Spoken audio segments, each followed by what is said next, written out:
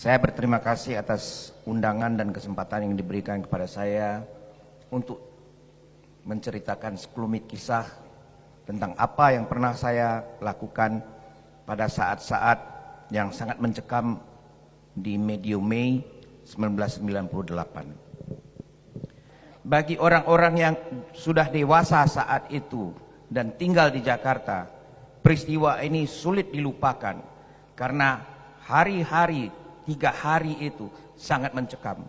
Semua orang mengurung diri di dalam rumah karena takut keluar. Penjarahan, pembunuhan, perampokan, pengrusakan, dan perkosaan terjadi serempak di mana-mana, di beberapa kota besar, baik di Pulau Jawa maupun di luar Pulau Jawa.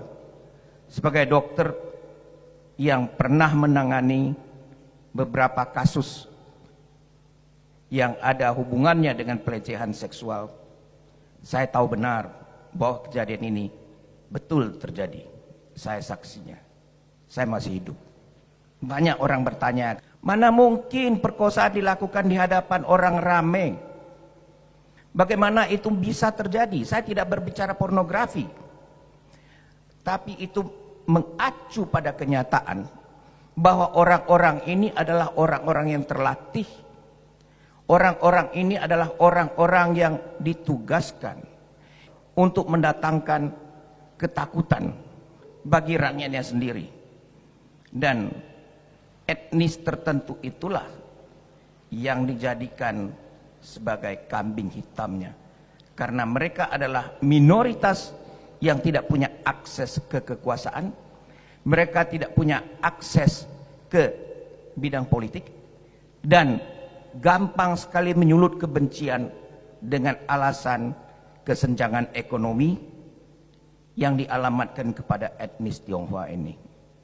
Saya teringat akan kasus seorang ibu muda yang mengalami gangguan jiwa, dan saya sempat juga menangani pasien yang sengaja menjatuhkan dirinya dari lantai 3 ke bawah dan menderita patah tulang dalam berbagai bentuk dan rontoknya banyak gigi.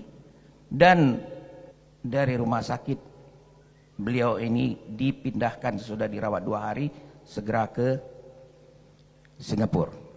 Ada juga beberapa hari sesudah medium Mei, kepada saya dibawa seorang anak gadis belasan tahun usianya yang kakinya bengkak, bernanah, merah, dan ketakutan. Itu diambil dari Jembatan 5. Ada sekelompok orang menyerang dengan menggunakan kata-kata yang kasar dan arahannya adalah kekerasan seksual. Dan si gadis ini dalam rangka menyelamatkan diri, berlari dan menginjak pecahan kaca sehingga kakinya bonyok, infeksi besar. Tetap tidak mau keluar dari persembunyiannya sampai ada relawan yang menemukan dia dan membawa ke saya. Saya waktu itu tergabung dengan tim relawan untuk kemanusiaan juga. Saya adalah anggota Suara Ibu Peduli dan anggota dari Kalyana Mitra. Mengapa ini terjadi dan apa kaitannya dengan situasi saat itu? Ibu kota negara seperti Jakarta dalam tempo 3 hari kosong kekuasaan. Tidak ada yang berwenang. Negara tidak hadir di Jakarta pada saat itu dan di beberapa kota besar lainnya, baik di Jawa maupun di Sumatera. Seolah-olah kebiadaban ini dibiarkan terjadi. Saya tidak mau mengatakan bahwa seluruh korban adalah dari etnis Tionghoa. No. Kalau kita lihat apa yang terjadi di kalender, itu banyak loh orang-orang yang, saya tidak senang menggunakan istilah pribumi dan non pribumi. Saya adalah orang yang banyak sekali berkeliaran di daerah-daerah terpencil. Di sana tidak laku tuh istilah pribumi non pribumi.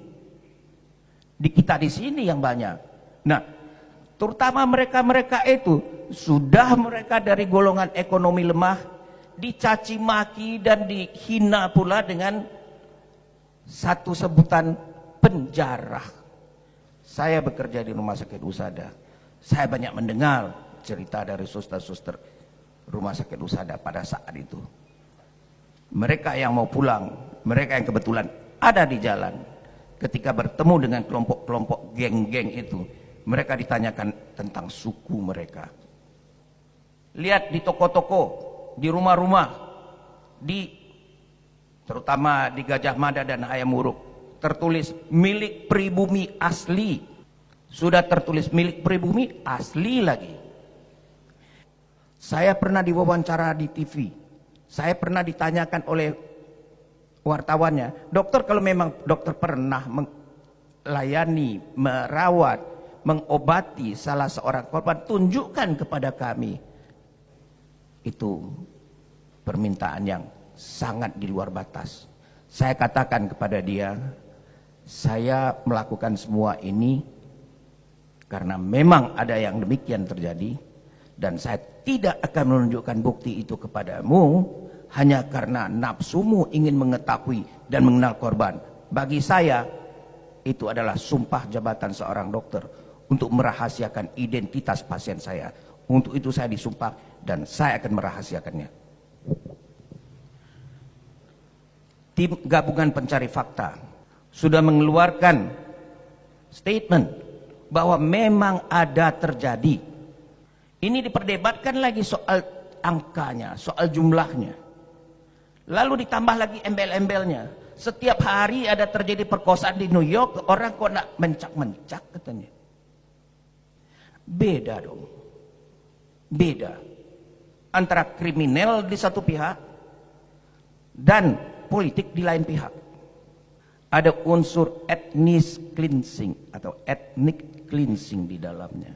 Ethnic cleansing bukan hanya berarti membunuh orang-orang etnis tertentu, tapi membuat takut, membuat takut, menyebarkan ketakutan terhadap etnis tertentu, sehingga orang-orang dari etnis ini merasa insecure, merasa tidak nyaman untuk tinggal di suatu tempat, lalu eksodus ke tempat yang lainnya.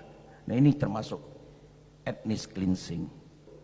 Banyak orang menuduh saya dengan mengatakan, Dr. Lee aktif sedemikian rupa sehingga melupakan keselamatan dirinya sendiri, karena yang ditolong adalah etnis Tionghoa katanya. No. Itu salah. Itu salah. Siapapun yang menjadi korban perkosaan, tidak menjadi persoalan apa etnisitasnya, tapi kejahatan kemanusiaan yang dilakukan, itulah yang mau kita perangi. Dan sebagai warga negara Indonesia, saya malu mengakui mempunyai sebuah pemerintahan yang di luar berkoar-koar mengatakan menentang politik apartheid yang terjadi di Afrika Selatan, tapi di dalam negeri sendiri melakukan praktek apartheid terhadap etnis minoritas yang notabene adalah warga negaranya sendiri, yang seharusnya dilindungi.